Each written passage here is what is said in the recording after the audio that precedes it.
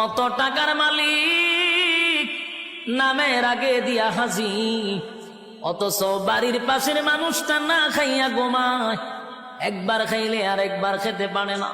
একটা বারো হাজি সাহেব খবরটা নিল না, কিন্তু লম্বা তসবিহ লইয়া সুবহানাল্লাহ জপে, বছরটা হইতে 2 বার উমরা মারে। আল্লাহ বলে, বান্দারে মক্কায় গিয়া নাম পালাইছ হাজি, দেশ আইয়া তুই আগের মতো ফাজি, তোর মতো হাজির কোনো দরকার নাই। আমার বান্দা না খাইয়া ঘুমায়, এমন হাজি আল্লাহর কাছে তার কোনো গ্রহণযোগ্যতা নাই।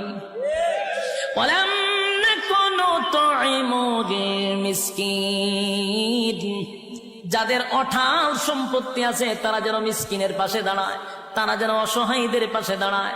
অসহায়ীদের পাশেও যদি না দাঁড়ান, জাহান্নামে যাওয়ার এটা কয় নাম্বার কারণ? আরো জোরে।